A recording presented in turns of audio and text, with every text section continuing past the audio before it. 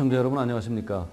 자, 오늘 저희 프로그램 찾아온 것이 대한민국 정치 1번지죠. 여의도 국회의사당 내에 있는 한 의원 사무실로 저희들이 찾아왔습니다. 요즘 그 정치 대선과 맞물려서 그야말로 뜨겁죠. 정치판을 이렇게 보고 있으면은 저는 참 걱정이 되고 우려가 되는 게요.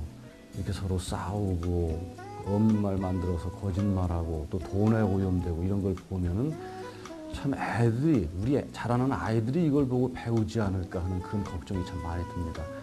원래 정치인들이란 분들이 사실 정말 그 잘난 분들 아닙니까? 이런 분들이 늘 우리가 보는 TV에 나와서 이런 모습을 보이면은 요즘 대선 과정을 이렇게 보면서도 참 그 서로 이렇게 헐뜯기 하고 이런 걸 보면 애들이 볼 적에 야, 싸움이라는 게 저렇게 하는 거구나 이렇게 볼까 봐 참 너무 걱정이 됩니다.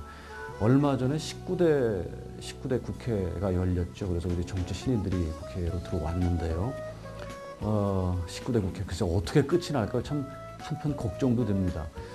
그런 상황 속에서 신인들이 많이 들어온 중에서 제가 저희 프로그램 한번 초대 손님을 모실까 고심 끝에 이분이면 기대를 한번 가져봐도 좋겠다라는 분이 한 분 계셨어요. 그래서 저희들이 오늘 프로그램 모셨습니다. 초선임에도 불구하고 벌써 뭐 언론에 상당히 여러 부분 주목을 받더라고요. 대단한 활약을 하고 계시기도 하고요. 또 본인이 시민운동가 출신인데 한번 어떤 분인지를 시청자 여러분 직접 한번 확인해 보시길 바랍니다.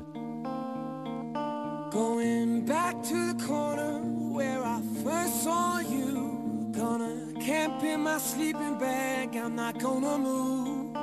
Got some words on cardboard. Got your 안녕하세요. 예, 안녕하세요. 네, 좀 스스로 좀 소개 좀 해주시죠. 예, 이번에 초선 의원으로 네. 19대 국회에 들어왔고 이제 갓 100일을 넘긴 송호창이라고 합니다. 100일 맞이, 그렇죠? 예, 네. 예.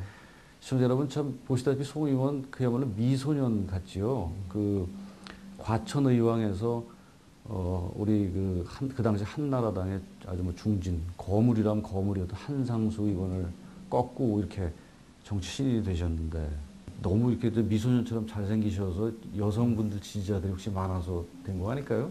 글쎄요, 이제 뭐 저희 지역에서 이번에는 어르신들도 많이 도와주시고, 그러셨군요. 네.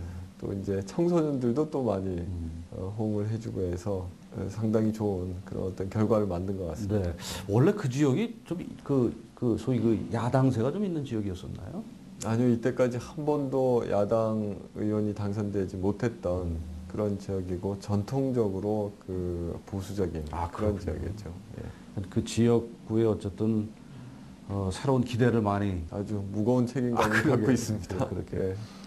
자, 정치 신인이라고 하시기에는 사실 그동안에 정치판은 아마 송 의원은 누구보다 잘 아실 것 같아요. 왜냐하면 그동안 시민운동 너무 많이 하셨잖아요. 예, 몇 년 하셨어요? 변호사하고. 시민운동을 한 10년, 10여 년 하고 네. 또 인권 변호사로 또 한 10여 년 활동을 하고 그랬죠. 굵직굵직한 사건 많이 하셨죠. 몇 개만 좀 있다면은. 2009년도에 미국으로 유학하기 전까지 했던 게 그때 이제 당시에 이명박 대통령 처음 취임하고 난 첫 번째 작품이 KBS 정현주 전 사장을 해임했던 사건. 네.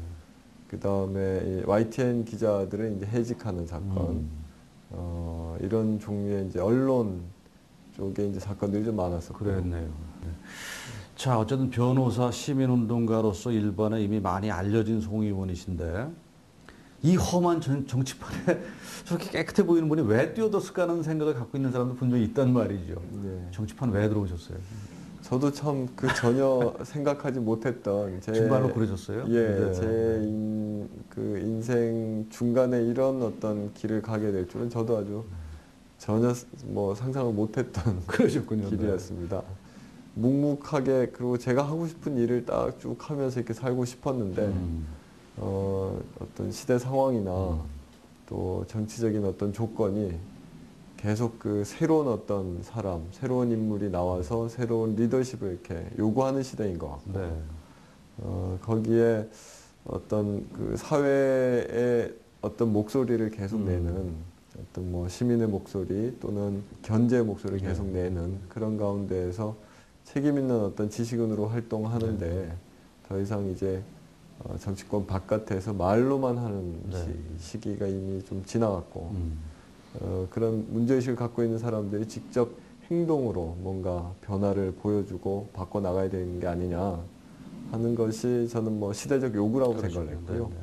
그런 요구에 좀 책임 있는 사람이라면 물론 그 뭐 개인의 선택에 따라 다를 수는 있겠습니다만 제 경우에는 그 요구에 그냥 직접 응답을 하는 것이 네, 네, 네. 맞다고 생각해서 들어오게 됐습니다. 자, 이제 아무래도 시민사회 운동을 하시면서 사실 비판의 대상이 됐던 국회라는 곳에 이제 스스로 비판받는 자리로 왔단 말이죠. 예, 그렇죠? 그렇습니다. 어떤 분이 이제 그 국회의원들 초선할 적에 몇 년 전에 어떤 분한테 물어보니까 국회의원들이니까 너무 좋다 그러더라고요.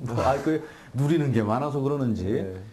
그동안에 지금 100일 좀 넘으셨다 그랬는데, 자, 정치 신인, 우리 샛별 같은 신인 송호창이 본 느낀 국회의원이란 자리, 도대체 어떤 자리로 느껴지셨어요?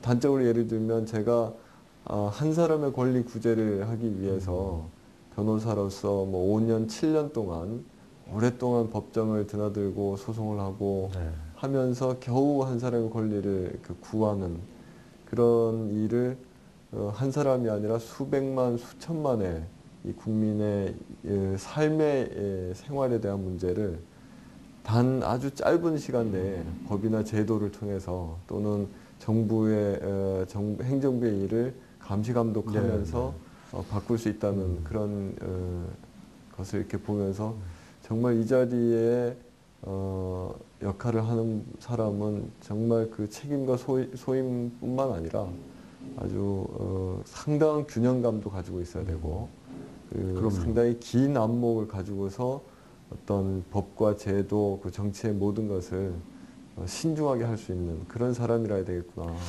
우리가 저 음식점을 이렇게 내면은 음식 처음에 내가지고 정말 서비스도 너무 잘해주고 뭐라 그럴까요? 음식도 성의있게 하는데 이게 시간이 가면은 이 초심들이 다 변화하는데 이 의원들도 보면은 처음에 들어오실 때 보면은 뭐 부정부패에 대해서 누구보다 결의에 차 있는 막상 몇 년이 지나면은 이게 징역 가고 이런단 말이죠. 네. 그런 어떤 그 국회의원 자리가 어떤 그런 참 우리한테 안 좋은 어떤 마력이 있다는 생각이 들 정도인데 하여튼 그런 부분에서 아마 임기 4년을 아마 우리 송 의원을 주변에서 많이 지켜볼 겁니다. 그렇겠죠? 예. 책임감을 아마 가져야 될 건데. 자, 조국 교수 뭐 너무 친하신 분으로 제가 알고 예. 있습니다. 자, 어떤 인터뷰에서 조국 교수가 문재인 후보, 안철수 후보를 일컬어서 참 그 말을 참 많이 하더라고요. 눈빛이 맑은 사람, 눈이 맑은 사람이라는 표현을 많이 쓰는데 제가 보니까 송 의원도 참 눈이 맑아 보이셔서 아까 뭐 미소년 같다는 얘기도 했지만 참 고맙습니다. 또 우연하게도 그 바로 그 조국 교수 스스로도 그렇고 예. 문재인 또 안철수 후보하고 개인적으로도 굉장히 친분이 많으세요. 그 눈이 맑은 사람들끼리 뭐 서로 밀어주기로 한 건가요? 또 어떠세요? 글쎄요, 이제 사람들이 다 고유한 그 에너지를 가지고 있지 않습니까? 네. 그 사람 자신이 가지고 있는 그건 뭐 아마 나이가 얼굴에서 나타난다고 하듯이 그 사람이 살아온 과정이 그 얼굴에서 이미지에서 그 말과 행동에서 다 드러나는 거라고 보이거든요. 사실 우리가 사람을 판단할 적에 요즘은 워낙 그 말의 기술들이 발달이 돼가지고 참 공부를 많이 했다라는 게 사실 그런 거는 아닌데 자기 방어 논리들을 너무 이게 예. 말도 안 되는 걸로 이렇게 뭐 어떻게 보면 궤변이라고 하는 예. 것이 참 배워서 그런 쪽으로 응용하는 게 참 저는 뭐라 그럴까 속상하더라고요. 배운 사람들이 오히려 자기 논리를 막 펼쳐올 적에 많은 그걸 지켜보는 제3자들은 사실 혼란스러울 때가 많아요. 그럴 적에 최종적으로 판단하는 어떤 결정 요인은 뭐냐면은 그게 뭐 외모라기보다는 그 사람이 갖고 있는 총체적인 기운 아까 말씀해 주셨는데 네. 그런 것도 굉장히 중요한 팩터고 또 정치인들의 경우에는 우리 정치를 바라보는 일반 시민들이 좀 그런 걸 읽어내는 어떤 시야를 갖는다라는 것도 굉장히 중요한 문제가 아닐까 하는 생각이 들어요. 워낙 말들을 잘하잖아요. 그렇죠. 그래서 그 사람이 현재 하고 있는 말과 그러게요. 과거에 어떤 행동을 쭉 해왔는지 그 사람의 경력이 그 말의 진실성 여부를 판단하는 아주 중요한 기준이 될 거고요. 네. 그렇게 어떻게 살아왔는지가 그 사람의 현재 모습 안에 그대로 다 배어 있다고 생각합니다. 그럼요. 그래서 그게 어떤 리더를 선택하는 중요한 기준으로 저는 이제 개인적으로 생각하는 것이 환하고 아주 좀 쾌청한 그러게요. 이런 기운을 갖고 있는 분을 리더로 만드는 것이 대통령 후보로 대통령으로 만드는 것이 아마 중요한 어떤 기준 중에 하나가 아닐까. 저는 그거 중요하게 생각을 해요. 물론 이제 아까 말씀드린 정책적인 어떤 아젠다 설정이라든가 이런 것이 기본적으로 그게 가장 중요하지만 그거 말고도 하여튼 개인이 뿜어내는 어떤 긍정적 에너지라든가 그렇죠. 맑은 에너지 같은 거를 우리 국민들이 좀 날카로운 시선으로 봐서 저 사람의 내면에 들어가 있는 게 정말 정직한 사람이구나 아닌가가 한 사람을 정치적으로 판단하는데 굉장히 중요한 어떤 그렇죠. 관점이 된다는 그렇죠. 생각이. 이제는 뭐 그런 어떤 선거운동 과정에서 누가 어떻게 캠페인을 하느냐도 그 사람의 그 후보의 그리고 그 후보 주변에 있는 사람의 그 기운을 느끼게 하는 하나의 중요한 어떤 기준이 될 것 같습니다. 저는 그런 면에서 지난번에 우리 송 의원께서도 언론에 집중 조명을 받았던 바로 그 금태섭 변호사 출마 포기 협박 관련 기자회견을 이렇게 보면서 참 우리나라 정치 현실에 정말 서글픔 같은 게 느껴졌어요. 그게 뭐냐면은 어쨌든 참 이번 조금 이따 이제 그 얘기도 좀 하겠지만은 안철수, 문재인, 박근혜 후보라는 세 사람은 정말 도덕적으로 제가 보기에는 다 뭐 여야 구분 없이 존경받았던 맞습니다. 이번 선거는 예. 제가 보기엔 그런 의미 참 의미가 있는 것 같아요. 예, 예. 세 후보가 다 도덕적으로 존경을 받았던 분들인데 자 이런 분들을 갖고 검증과 사실은 그 뭐라 그럴까요? 이저 흠집내기 한계가 애매하죠. 네. 그 부분이 저렇게 사회에서 존경받던 인사들이 정치판에 나와서 망가지고 흠집내가는 과정을 보면서 아까도 제가 오프닝에서 그런 말씀드렸지만 정말 애들이 뭘 배울까? 존경받는 사람은 좀 존경받는 대로 물론 검증이라는 게 문제가 사회에서 있었다고 판단이 되는데 그게 뭐 여러 가지 오해를 낳아서 그렇게 안 비춰진 그런 분들은 검증을 받을 필요가 있겠죠. 아주 구체적으로요. 근데 네. 어쨌든 우리 사회에 참 그 사회 모두가 저런 사람이면 참 괜찮겠다는 분들이 그냥 막 털리고 그냥 끊이고 그러면서 옛날에 이해창 후보 같은 경우도 어떻게 보면은 참 또 그때는 이제 민주당 쪽이었지만 네, 예. 그런 어떤 사회적 풍토가 좀 슬프더라고요, 정말로. 그래서 과연 우리 사회가 이래서야 되나 하는 생각도 들고, 그게 아마 검증과 흠집내기의 차이 요즘 많이 토론에서 이제 되는데, 그런 부분에서 문제 같기도 하고, 그런 이유가 어떻게 됐든지 간에 그런 갈등 구조, 소연 서글프지 않으세요? 어떠세요? 그렇죠. 그게 이제 좀, 아까도 말씀드린 것처럼 이게 캠페인 자체가, 좀 국민들이 새로운 어떤 네. 지도자를 모셔오는 거라면 이게 사실은 아주 전 국가적으로는 좀 그 축제가 같이 그러게요. 이렇게 아주, 모든 국민이 다, 그 축제화 할 수 있는 이런 어떤 과정이라 해야 되는데 이것이 하나의 또 경쟁 관계이다 보니까 네.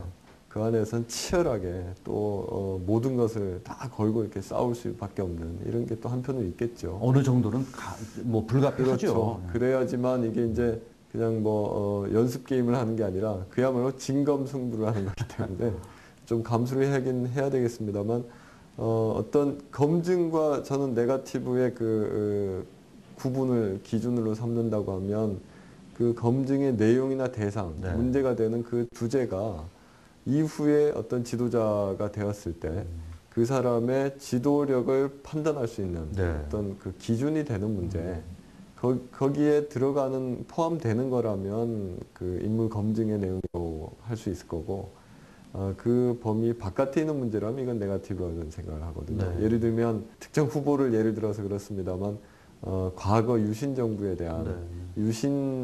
유신에 대한 판단 평가를 어떻게 하느냐라고 하는 것은 이것은 뭐 과거 일이기 때문에 들춰내서는 안 된다는 것이 아니라 유신 시대와 같은 그런 반헌법적이고 반역사적이고 그리고 민주주의와는 정면으로 네. 배치되는 이런 정부 체제와 국가 상태를 다시 반복할 수 있느냐 아니냐의 문제이기 때문에 거기에 대한 어떤 평가를 하느냐는 상당히 중요한, 그래서 그건 검증의 대상이 돼야 되는 거겠죠. 아무튼 그렇게 검증과 네거티브가 좀 분명하게 구분되고 이제는 국민들도 어떤 내용의 얘기가 됐을 때 이게 네거티브인지 네.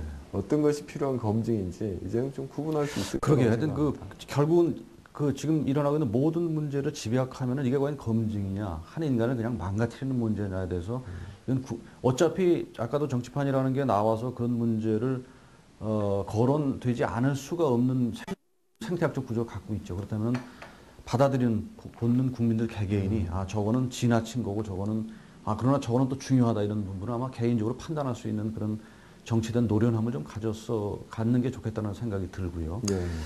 자, 아까도 이제 뭐 어쨌든 우리 송 의원께서는 지금 대선과 맞물려 가지고 어느 정치 신인보다 대선과 맞물린 구도에서 언론의 집중적인 조명을 받고 있는 게 아무래도 대선 후보들하고의 그 또 밀접한 인간관계 때문에 예. 아주 숙명적으로 그러신 건데 이번 선거는 저는 나름대로 약간 이제 그런 말씀드렸는데 이번 선거는 뭔가 과거의 선거보다는 조금 다르다는 느낌이 들어요. 그게 제 나름대로 정리를 해보면 우선 후보들이 갖고 있는 면면이 확실히 그 좀 구 프레임, 그렇죠? 구 프레임보다는 좀 신선함 같은 게 있더라고요. 우리 안철수 뭐 후보를 필두로 해서 문재인 후보도 그렇고 또 도덕적으로 참 깨끗한 박근혜 후보도 그렇고요. 그런 면에서 후보들의 면면이 달라진다라는 그런 달라졌다라는 그런 어떤 의미도 있는 반면에 또 정책 선거 이런 면으로 보면은 정말 구태를 벌이지 못하고 있다는 생각이 든단 말이에요.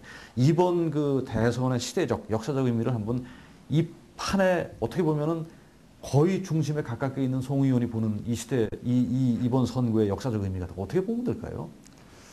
글쎄 이제 시대적 의미라고 봐도 좋고요. 네. 예, 뭐 저는 그게 이제 시대 정신이라고 네.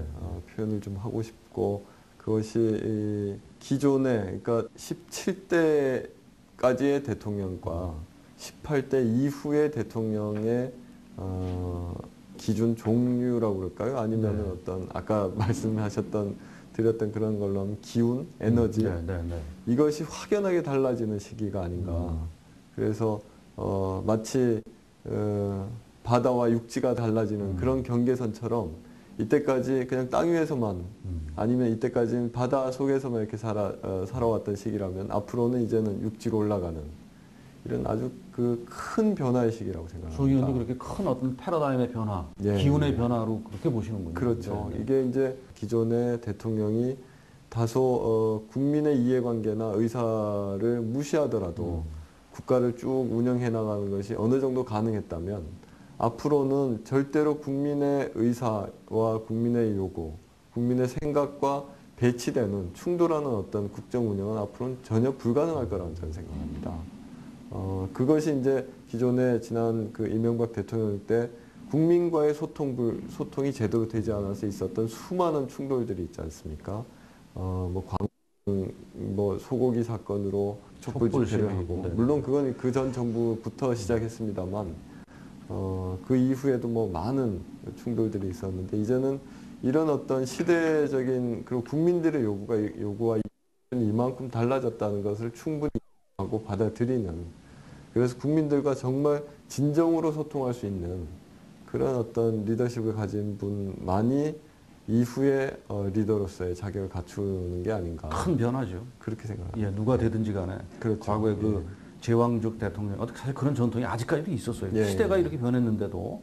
그러니까 소통의 문제가 지금 정치판에서 어느 후보 불문하고 가장 많이 나오는 얘기가 소통이란 말이에요. 맞습니다. 그게 안 됐다라는 예. 게 바로 그런 어떤 뭐라 그럴까요? 시대적 요구를 우리가 정치가 따라가지 못하는 거죠. 그런데 이번 이제 선거를 계기로 아마 누가 대통령이 되든지 간에 그런 대통령의 그 체제 자체를 둘러싼 변화 같은 것이 분명히 크게 있을 거라는 생각이 들고 기운도 그렇고요. 그렇죠. 네. 또 한 가지를 조금 더 부연을 한다면 그런 어떤 소통 능력과 더불어서 그건 뭐 같은 얘기일 수도 있겠습니다만 누가 더 국민의 어떤 아픔 그것을 누가 더 공감하는 능력을 갖고 있느냐.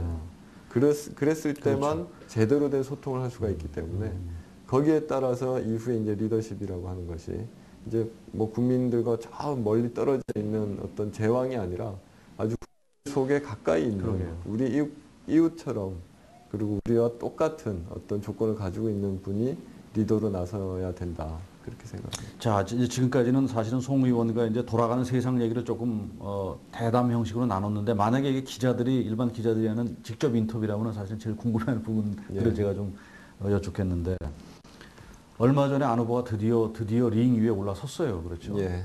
올라선 안 후보의 참 얼굴을 보니까는 물론 역시 좀 아무래도 정치판에 익숙하지 않으셔가지고 긴장한 부분이 조금 굳어진 부분이 있었지만 정말 결연한 의지가 보이더라고요. 생각보다 이분이 뚝심이 있구나.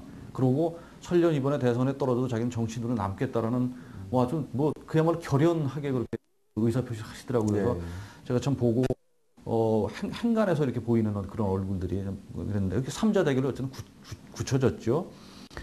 어쨌든 아직은 단일화 문제가 이 세 분이 아니죠. 그러니까 문재인 후보와 안철수 후보의 단일화 문제가 사실은 의원도 제가 그런 말씀하시는 거 들었고 또 본인 스스로 때가 아니다라는 게 사실 맞아요. 지금 누가 지금 뭐 단일화 문제를 출마 선언해놓고 하겠습니까만은 그러나 일반 시청 국민들은 사실은 그럼에도 불구하고 단일화가 정말 과연 저게 어떻게 될까 하는 생각을 한단 말이죠.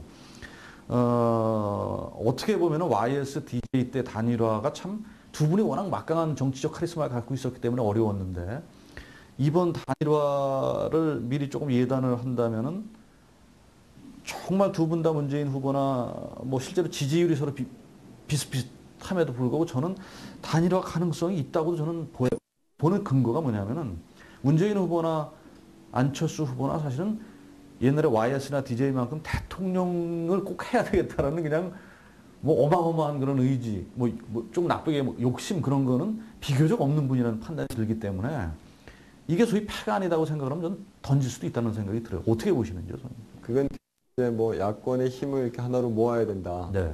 그리고 그 말은 다시 말하면 좀 이제는 바뀌어야 된다라고 하는, 변해야 된다고 하는 시대적 요구를 누구보다도 잘 아는 분들이기 때문에 야권의 힘을 하나로 모아야 된다고 하는 점에 있어서는 두 분이 저도 충분히 단일화를 하고 만들어낼 수 있지 않을까 그렇게 생각합니다. 제가 지금 이 질문을 드린 관점은 사실 뭐 단일화가 어떻게 되겠냐보다도 기본적으로 그분들이 갖고 있는 생각의 바닥은 그럴 수 있다. 따라서 단일화가 예를 들어서 막판에 가서 정말 뭐라 그럴까요? 이게 불리하게 된다거나 그러면은 판이 불리하게 그러니까 이쪽 그 야권 쪽에서 불리하게 된다면 그럴 수 있는 마음의 자세는 돼 있는 분들이라는 걸 좀 여쭤본 거고요. 그렇죠. 예. 그런 면에서 지금 새누리당 뭐 내부 안건이 공개된 걸 보면은 안철수 교수가 사실은 이게 이건 참 정치적인 해석인데 전략적인 해석인데 안철수 후보가 결국은 문재인 후보를 끝판에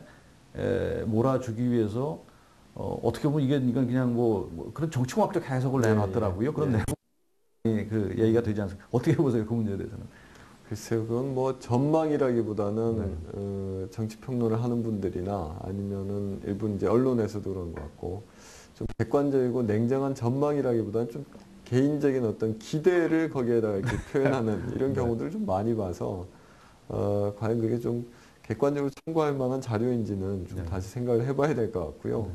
저는 단일화가 뭐 여러 가지 결과가 있을 수가 있는 거죠. 서로 이렇게 이 충분한 신뢰와 기대를 쌓아 올리면서 국민적인 지지를 이렇게 높게 만든 상태에서 단일화를 할 수도 있고 서로 계속 이제 신뢰를 까먹으면서 그렇죠. 오히려 이제 그 지지율이 쭉 계속 낮아지는 가운데서 단일화를 할 수도 있다고 봅니다.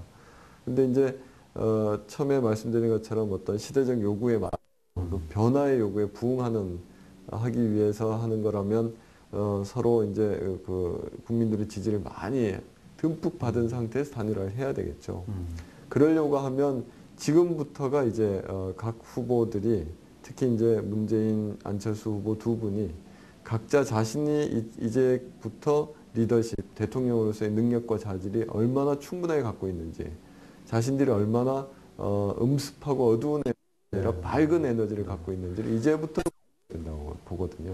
제가 보기에도 사실 단일화 문제에 대한 안철수 후보의 대통령 선언 현장에서 기자들의 가장 질문이 많았던 게 당연히 그냥 당연하겠죠. 예. 단일화 문제였었는데 그 대답을 피해 나간 게 사실은 제가 보기에도 그게 맞는 것 같아요. 왜냐하면 두 분이 사실은 어떻게 정치적인 위상이 자리매김 있는 거에 대해서 불확실한 상황이라는 말이죠. 그렇죠. 그러니까 앞으로 남은 기간 동안에 누가 더 국민들로부터 정말 진정성 있는 지지를 받느냐를 갖고 결과를 보겠다라는 얘기니까 그게 이 시점에서 사실은 그렇게 될 수밖에 없는 또 구조겠죠. 그렇죠. 우리 뭐 민주당의 문재인 후보님 같은 경우에도 저와 같은 초선 지금 의원이고 정치권에 들어온 지 지금 이제 100일밖에 안 되는 그런 분이고 물론 이제 과거에 참여정부에서의 그 역할을 하신 건 있지만 지금 이 역할은 또 다른 문제인 거죠. 그래서 지금부터 대통령으로서의 자격과 능력, 리더십을 이제 뭐 쭉 보여주면서 새로운 어떤 변화에 변화를 하는데 자신이 이런 능력을 갖고 있다는 걸 보여줘야 되는 단계인 되겠죠. 거고요. 네. 그게 유권자들에 대한 예의인 거죠. 만약에 그 과정이 생략돼서 단일화를 한다든지 선거를 치르게 된다면 최대 피해자는 이 후보가 아니라 저는 유권자라고 봅니다. 그럼요. 유권자들이 충분하게 그 후보들의 능력과 자질을 검증할 수 있을 정도로 확신할 수 있을 정도로 캠페인을 하도록 이렇게 쭉 보고 안철수 원장 역시도 이제 정치권에 나왔기 때문에 이제부터 어떤 안철수 연구소의 또는 대학의 원장이 아니라 대통령 후보로서의 면모를 이제부터 보여줘야 되거든요. 그 과정이 충분하게 무르익은 상태에서 국민들이 보기에 저 사람 정도면 충분한 자격을 가지고 있다. 아니면 저런 모습은 부족하다. 라는 것이 어느 정도 드러난 상태가 되는 단계가 되면 자연스럽게 어떤 단일화 방법이나 과정이 자연스럽게 이루어질 거라고 생각합니다. 문재인 후보나 안철수 후보나 사실은 뭐 정말 점잖은, 참 보기 드문 점잖은 어떤 사회에서 하여튼 그런 면으로 평가를 받는 두 분이기 때문에 아마 그런 경쟁 과정이 제가 보기에는 과거에 볼 수 없었던 페어 플레이가 나올 거라는 기대를 사실 해보고 그래야 국민들이 지지를 해주지 않겠습니까? 맞습니다. 예. 그 사람들의 두 분의 도덕적 기반이 무너지면 그거는 새누리당 쪽에 무너지는 것보다도 왜냐하면 도덕적 기대들이 많은 분들이기 그렇죠. 때문에 예. 아무튼 그런 부분에 대한 기대를 아마 우리 시민들 국민들이 충분히 할 거죠. 저는 개인적으로 이제 두 분에 대해서 이제 그 인간 또는 개인으로서 좀 잘 알고 있어서 제가 그 질문 하고 싶어요. 두 분의 장단점 한번 얘기해 주세요. 말씀을 드리고 싶은 게 이분들이 이제 처음 정치를 하는 분들이다라고 한 점도 있겠지만 지금까지 살아온 그 과정 그리고 지금까지 말과 행동을 어떻게 일치하면서 해왔는지 아니면 이게 불일치해왔는지 이런 거를 쭉 보면 기교적으로 또는 정치공학적으로 계산을 해서 자신의 유불리를 따지면서 이렇게 하는 게 유리하다 하는 것을 쫓아가는 그런 선거운동을 하지는 않을 거라고 봅니다. 본인들이 항상 얘기를 하는 것은 자신의 정성을 그대로 드러내주고 싶다. 그것이 유권자들에 대한 예의이고 그렇게 해서 정말 내가 어떤 대통령으로서 능력과 자격을 가지고 있는지를 국민 앞에서 그대로 보여줘서 국민이 판단하게 하는 것이 그게 아까 말씀드린 국민에 대한 예의죠. 그렇죠. 네. 그런 생각을 하는 데 있어서는 두 분이 공히 인정을 하기 때문에 기존의 과거의 이제 정치인들과는 다른 어떤 선거운동 과정이 나타날 것이라고 보고요. 그래서 두 분이 다 자신이 어떻게 정치를 개혁하고 변화시킬 것인지는 선거운동 과정에서부터 다 드러내 보여주겠다라고 말씀을 하시는 게 그런 취지라고 생각을 합니다. 아까 제가 질문드린 거 해주시죠. 우리 송 의원이 보시는 문 후보의 최대의 매력, 안 후보의 최대의 매력, 그리고 이런 거는 조금 정치하면서 고쳤으면 좋겠다는 점이 있다면 어떤 걸까요? 우리 정보를 한번 두 분에 대한 정보를 주는 의미에서 송 의원이 가장 가까운 정 의원이 한번 말씀해 주시죠. 송 의원이 말씀해 주시죠. 글쎄요, 어느 정도까지 어떻게 얘기를 할 수 있을지 모르겠습니다만 아까도 이제 말씀드린 것처럼 기존의 정치인들 그리고 기존의 리더로서 나왔던 그 어떤 사람들보다도 아주 그 밝은 에너지를 가지고 있다는 게 저는 제일 장점이라고 봅니다. 진정성을 가지고 진심으로 사람을 대하고 가식적으로 대하지 않고 어떤 사소한 이해관계를 가지고서 사람을 대하지 않았던 그런 삶을 살아왔기 때문에 지금 그런 모습을 갖출 수 있었다라고 생각합니다. 저는 이것이 다른 어떤 것보다도 훨씬 더 중요하고 아주 큰 힘이라고 생각합니다. 자, 우리 송 의원이 단점을 얘기하기는 어려울 테고 두 분이서 정치인으로서 조금 이런 점은 약점이지 않을까 그런 점을 한번 그러면 두 분이 들었을 적에 그 후배 송 의원이 나한테 이런 충고가 되겠구나라는 말씀 한번 해주신다고. 글쎄요, 그 개인적인 어떤 단점이나 제가 생각하기에 조금 불만스러운 점이 뭐 있습니다만 지금 그 얘기를 할 게 아니라 어떤 대통령으로서의 그 대통령 후보로서의 자격으로서 조금 뭐 단점이라기보다는 이후 어떻게 보완할지 그러니까 보완점 말씀 애둘러서 그렇게 말씀해 주셨습니다. 그 점에 있어서 사실은 아무도 모를 것 같아요. 왜냐하면 지금 대통령 후보로서 지금 처음 두 분 다 이제 나선 단계이기 때문에 아직까지도 모든 국민들이 생각하는 것처럼 불안하죠. 일단 안철수 맞아요. 후보 같은 경우도 저분이 많은 국민들의 공감과 지지를 받고 있지만 과연 그게 대통령으로서의 자격까지를 의미하는 건가? 그리고 아직까지 보여준 점이 없기 때문에 그리고 책을 내고 난 다음에 출마 선언하기까지 상당한 공백 기간이 있었는데 일단은 그 기간 동안 국민들에게는 아무런 정보가 없었기 때문에 그러게요. 그런 어떤 불안함, 정말 리더십을 대통령 리더십을 갖추고 있는지에 대한 그런 모습을 이제부터 보여줘야 되는 것이 저도 그 과제인 점이 거고요. 굉장히 중요한. 이번 선거 과정에서 제가 어떻게 보면 좀 아쉬웠던 게 물론 신인이기 때문에 그런 거기도 했지만 과연 세 분 다 그런 것 같아요.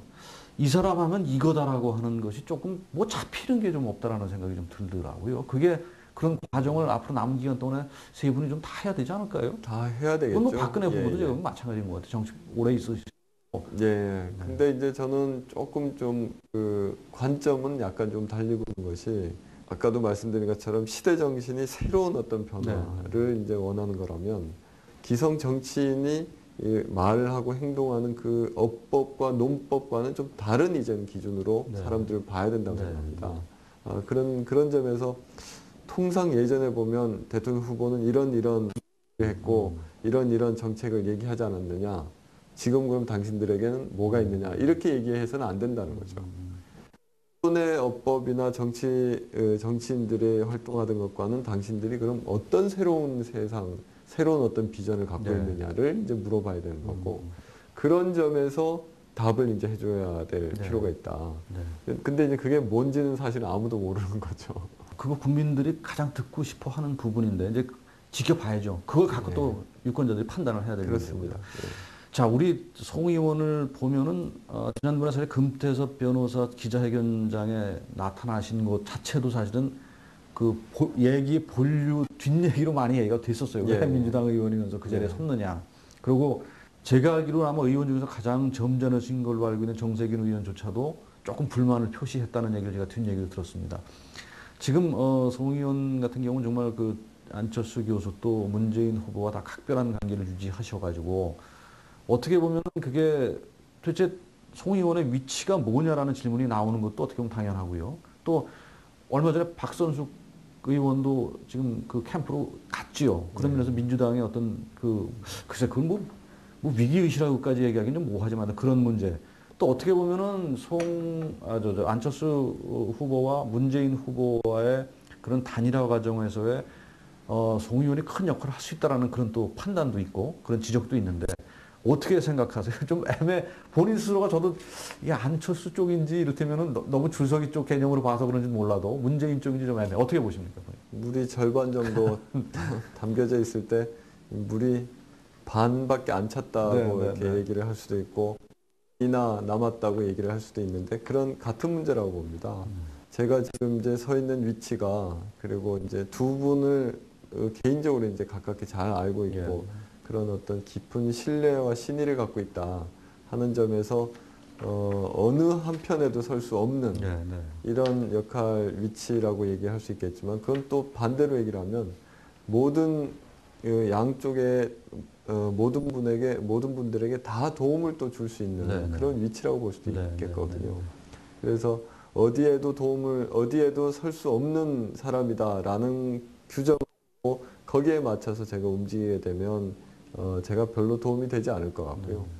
모든 양쪽 사람들에게 다 위치라고 보고 양 캠프에서 저와 어떤 힘을 합친다든지 제가 또 역할을 할 수 있는 여지를 이렇게 준다든지 또 제가 거기에 맞춰서 역할을 한다면은 두 분에게 다 이제 시너지 효과를 주는 그런 역할을 할 수 있지 않을까 봅니다. 그 대답에 대한 질문을 그런 정도로 제가 듣고요. 송 의원으로 말미암아 아무튼 두 분 간의 갈등이 없었으면 좋겠다는 바람과 아까 말씀드린 것처럼 좋은 쪽으로만 갔으면 좋겠다는 그런 기대를 제가 이렇게 드리면서 하여튼 남은 동안에 두 분이 더러 이렇게 서로 상승작용을 할 수 있도록 그렇게 잘 좀 역할을 좀 해주십사 하면 그렇게 부탁 말씀드릴게요. 이제 조금 너무 선거 대선 사실 송 의원 얘기 안 나올 수 없죠. 대선 얘기를 너무 많이 했는데 그동안 시민운동 오늘은 어쨌든 송 의원 대한 질문도 좀 해야 될 것 같아서요. 시민운동 너무 오래 하셨어요. 그동안에 우리 사회를 보면서 참 답답한 우리 사회 모순에 대해서 아마 그런 것이 정치로 또 오게 되는 아마 작은 동기도 됐을 텐데 우리 사회의 모순 이런 거를 어떻게 보셨고요. 또 경제 민주화에 수가 없는데 예. 경제 민주화에 대한 송 의원의 생각을 좀 간단하게 좀 말씀해 주시죠. 이게 뭐 통상 지금까지 뭐 경제 민주화 하면 냐 아니면 시장의 활성화냐 뭐 이런 식으로 얘기들을 많이 했었는데 저는 조금 이 경제 민주화의 문제 이것도 조금 다르게 얘기를 좀 해야 될 것 같다. 더 너무 큰 이야기, 거시적인 이야기를 할 게 아니라 우리 는 국민들 한 사람 한 사람의 피부에 와닿는 개인적이고 미시적인 이야기 이게 좀 필요합니다. 그런 점에서 기업을 한다면 이 그전에는 정부 입장에서 기업을 어떻게 하면 규제할까 아니면 완화해 줄까 이렇게 보는 것이 아니라 정말 기업의 입장에서 이제는 기업이 그 달라진 사회에서 새롭게 변화된 조건에서는 어떤 기능을 해야 될까 하는 점을 보는 거고요. 그게 이때까지는 산업화 시대가 되겠죠. 산업화 시대에는 기업의 최대 목적은 아니면 기업의 존재 이유라고까지 얘기는 이건 이익을 창출하는 거다. 돈을 버는 건 많이 목적이다. 이렇게 이제 얘기를 했단 말입니다. 근데 이거는 산업화 시대의 기업의 목적인 것이고 새로운 시대에는 기업의 유일한 목적이 이윤 창출에 있는 건 아니라고 봅니다. 어떻게 보면 기업 활동도 역시 기업일 수가 없고 이 사회의 생산자와 소비자이기도 하기 때문에 이제는 단순한 이윤 창출만이 목적이 아니라 어떤 기업 내부에 있는 직원이나 임직원들이 그 기업 활동을 통해서 자기 삶을 영위하는 것뿐만 아니라 바깥에 있는 소비자들까지도 좀 더 풍요로울 수 있도록 그렇게 하는 과정에서 이윤 결과이다. 이게 목적이 아니라 결과라고 본다면 어떤 그런 식의 관점이 이렇게 나눠진다면 또 이제 그게 하나의 경제 민주화의 새로운 패턴이 되지 않을까. 소비자 입장에서는 그럼 또 어떻게 되느냐. 과거와 지금 또 어떻게 달라져야 되냐. 이렇게 좀 보는 게 필요한 게 아닌가 싶습니다. 네, 저도 사실은 동의를 하는 부분이 시대 정신이 바뀌죠. 산업화 시대 때 특히 뭐 박 대통령 시대 때 어떤 이윤 창출은 그 당시로서는 절대 당위의 명제였다면 지금은 사실 시대가 달라졌다는 거예요. 논리를 그대로 갖다 대기에는 여러 가지 사회문화적으로 너무나 많이 진보됐고 발전이 됐다면 그 프레임도 좀 바꿔야 된다는 생각은 분명히 맞는데 경제에 대한 여러 가지 그 개념에 대한 논쟁이 너무 많아요. 그저께 안철수 후보가 경제민주화 얘기를 하면서 성장이 전제가 된 경제민주화를 얘기하니까 김종인 우리 새누리당 쪽 지금 제 그분이 무엇이죠? 국민행복위원장이죠. 김원장께서 그걸 어떻게 비판을 했냐면 이미 경제민주화에는 성장이 포함되어 있는 거를 개념을 모르고 얘기한다는 식으로 또 그렇게 비판을 하더라고요. 그래서 참 그런 정의에 대한 정의에 대한 것조차도 이렇게 정치권에서 논란이 되는데 아무튼 지금 송 의원께서 나름대로 민주화 정의를 그렇게 해주셨어요. 우리나라 경제학하셨죠? 네. 공부를 원래 학교에서 경제학하셨는데 우리나라 경제 쪽에서 뭐 여러 가지 질문이 많은데 그냥 시간이 없으니까는 송 의원이 판단하시는 꼭 이것만은 개혁이 되어 있다는 부분이 있다면요. 근본적인 개혁이라고 하면 아까 말씀드린 것처럼 이제는 기업의 존재 이유나 활동 목적, 방식 자체가 좀 달라졌으면 좋겠다고 하는 거고요. 그것이 지금 논란되고 있는 여러 가지 제도와 관련해서도 좀 얘기를 할 수 있겠습니다. 아주 구체적으로 좀 한 가지만 좀 금산분리도 있고 여러 가지 있잖아요. 그 중에서 송 의원께서 이것만은 고쳐야 된다고 생각하시는 거고. 그러니까 이제 이명박 대통령 정부에 들어와서 가장 좀 심각한 문제가 경제적 양극화가 훨씬 더 극단적으로 벌어졌다. 그리고 그것이 특히 이제 대기업에 대한 규제나 감독이 너무나 약화됐기 때문에 이것이 극단화가 심해졌다. 그래서 대기업에 대한 감독과 규제 이것이 과거보다 훨씬 더 좀 강화돼야 되는 게 아닌가 이렇게 봅니다. 아무래도 이번 하시면 그런 쪽으로 입법 활동을 또 하시겠죠? 지금 정무위원회라서 그런 어떤 여러 가지 이 제도를 보완하는 데 신경을 쓰고 있습니다. 자, 얼마 전에 송 의원 출판 기념회 하셨어요. 네.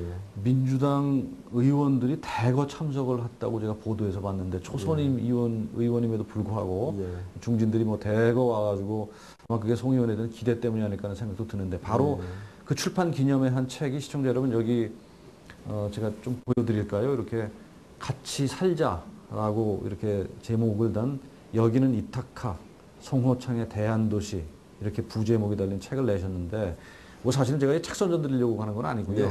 이 주제가 예. 특이해요. 그리고 대한도시로서의 미국의 코넬 대학이 있는 이타카를 얘기를 하셨는데 사실은 어떻게 진보하면은 우리가 아무래도 진보 쪽이신 미국에 대한 별로 이렇게 좀 한 생각을 갖고 있을 것 같은데 대한도시로서는 미국 도시를 말씀하셨단 말이죠. 뭘 보고 느끼셔서 책으로까지 내셨어요? 그러니까 공존하는 모습.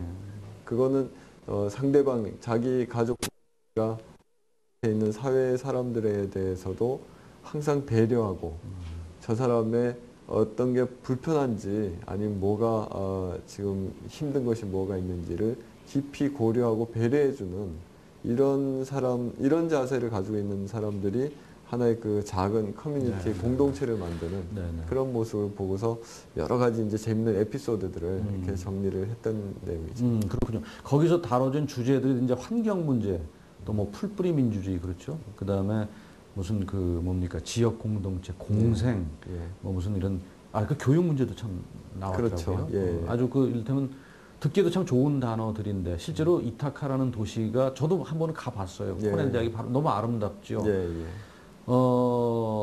이런 생각을 한번 해보면 어떨까요? 사실 우리 전통적인 사회 속에서도 어떤 대한도시로서의 어떤 가능성 같은 거를 저는 좀 한번 우리 거를 좀 봤으면 어떨까 하는 생각 드는데. 그렇죠. 제가 이제 이 책에서 그 도시의 사람들이 어떻게 서로 이웃 간에 돕고 서로 의지하고 또 이제 뭐 폐업을 하게 되는 서점을 어떻게 다시 살려내고 하는 이런 이야기들을 쭉 보면서 결국은 제가 어렸을 때 그리고 우리가 예전에 우리 사회 한국의 공동체 마을이 그게 바로 이런 모습이었다. 아니면 어떤 점에서는 여기보다 훨씬 더 따뜻한 공동체다라고 하는 것을 새롭게 이제 다시 깨닫게 됐습니다. 사실은 제가 어릴 때만 하더라도 아침에 일찍 집에서 나가서 저녁 밤이 되도록 어두울 때까지 동네를 아무리 뛰어다녀도 저는 밥을 굶질 않았고 너무 소름 끼치게 저는 그 좋은 말인 것 같아요. 그렇죠. 그래서 어렸을 때부터 그랬어요. 배가 고프면 옆집에서 이렇게 밥을 얻어 먹을 수 있었고 간식도 친구들하고 같이 먹고 맞아요. 다니다가 어떻게 뭐 다치게 되면 누군가가 제 이제 상처에다 약을 발라줬고 항상 이렇게 30년 전에 그랬는데 그렇죠. 안전하고 편안하게 우리를 다 이렇게 보호해주고 감싸주는 그런 공동체였었는데 정작 우리나라에서는 그것을 못 느끼다가 정작 다른 나라에 가서 비슷한 어떤 과거의 우리의 공동체의 모습을 다시 이렇게 발견하면서 잃어버렸던 우리의 공동체를 다시 복원해야 되겠다 하는 생각을 좀 하게 돼서 책을 다 완성하고 난 이후에 제가 생각을 하게 됐던 것은 귀국을 하게 되면 우리 지역의 공동체를 복원하고 그리고 더 안전하고 편안하게 만드는 어떤 그런 일을 좀 해야 되겠다라는 생각을 사실 좀 했었습니다. 너무 그 공감하는. 그러니까 그게 아마 우리가 아까 송 의원 말씀하신 우리가 어려서 정말 어디 가도 이렇게 뭐 누구 왔니 그러고 밥도 주고 먹을 것도 주고 했던 그런 정겨움에 대한 아마 바닥에 깔린 마음이 더 가서 그런 우리가 변해본 모습을 보면서 더 공감을 했으라는 생각이 드는데요. 네네네. 참 뭐라 그럴까요? 대한도시라는 것도 마음에 와 닿는 얘기고 또 그게 우리 속에 우리 삶 속에서 그게 찾을 수 있는 누구나 다 갖고 있는 향수인데 그걸 우리가 좀 잃어버린 것 같아가지고 너무 안타까워요. 그렇죠? 자, 마무리 질문 좀 드리겠습니다. 우리 사회가 이런 모습이 됐으면 좋겠다. 누구보다도 우리 사회 시민운동가 출신 송호창의 바람 또 하나는 국회의원 송호창으로서 내가 임기 내에 이건 꼭 해야 되겠다. 그거를 좀 우리 시청자분께 전달해 주시죠. 전 좀 거시적으로 이렇게 얘기하는 것보다도 조금 피부에 와닿게 말씀을 드리면 사람들이 조금이라도 더 다른 사람을 존중해주고 배려해주고 그리고 좀 사람들을 좀 섬세하게 보고 관찰하는 이런 사람들이 좀 더 많아졌으면 좋겠습니다. 그래서 아픈 사람이 있으면 그 사람의 아픈 것을 공감해주고 또 치유하도록 도와주고 하는 것이 국가뿐만 아니라 작은 마을이나 사회에서 또 그게 개인들이 또 그렇게 역할을 하면서 그러면서 좀 우리 사회가 이런 그 어떤 치유와 밝은 기운이 계속 이렇게 넓어질 수 있도록 그렇게 되었으면 좋겠고요. 개인으로서 또 이제 국회의원으로서 앞으로 제가 해야 되는 그 소임이라고 하면 저는 이번 19대 국회에 들어오면서 어떤 국회에 정치의 새로운 어떤 변화를 만들어 달라라고 하는 거에 맞춰서 좀 들어왔다고 보고요. 그리고 그런 어떤 변화를 하는 것이 저의 가장 중요한 그 소임이라고 생각을 합니다. 네. 그럼 이것을 이제 어떻게 개혁을 하고 바꿔나갈까 하는 점에서 물론 많은 제도의 변화도 필요하고 정당의 자기 혁신도 필요하겠지만 무엇보다 필요한 것은 그 자기 자신의 변화에서부터 시작이 됩니다. 뭐 정당에 대해서 우리 그 자기 바깥의 이야기를 쉽게 할 수는 있겠지만 그 스스로 자기 행동과 모습에서 4년 동안 그 사람이 어떻게 자기의 그 행동으로 보여주느냐가 가장 중요한 것 같고요. 그런 새로운 어떤 정치인의 그리고 좀 과거의 정치인과는 전혀 다른 어떤 행동 방식 그리고 언어 역시도 마찬가지로 그렇게 해서 항상 새롭게 다른 모습을 좀 보여주는 그런 좀 정치인으로 남고 싶습니다. 네. 제가 기라는 게 참 뭐라 그럴까 숙명적으로 이렇게 듣기 좋은 얘기만 할 수 없는 직업이라는 걸 예. 이해를 하시고 제가 그냥 우리 시청자 여러분들 대신해서 송 의원님께 부탁을 좀 드리고 싶은 거는 뭐냐면은 이제 너무 대선 후보들하고 친하시잖아요. 정말 대한민국을 끌고 가는 그런 상류 사회에 이렇게 많은 사람들이 그게 함정 같은 거죠. 상류 국회의원이라는 것도 뭐 상류 사회 중에 상류 사회 아닙니까? 거기에 도치가 좀 안 되시는 그런 의원이 됐으면 참 좋겠다라는 네. 생각. 권력을 향해 국회의원이 안 됐다라는 생각. 서민들을 이렇게 그냥 자기 정치 마케팅으로만 얘기하는 국회의원이 안 됐으면 정말 너무 좋겠다는 생각. 예. 시청자를 대신해서 송 의원님의 그 맑은 눈동자에 저희들이 기대를 걸어봅니다. 명심하겠습니다. 네, 나오는 일 예. 잘 해주시고요. 대선 때도 또 두 후보 잘 도와주셔서 활동 잘 해주시기 부탁드리겠습니다. 고맙습니다. 네, 예. 바쁜 시간 내주셔서 고맙습니다. 네. 고맙습니다. 네, 네.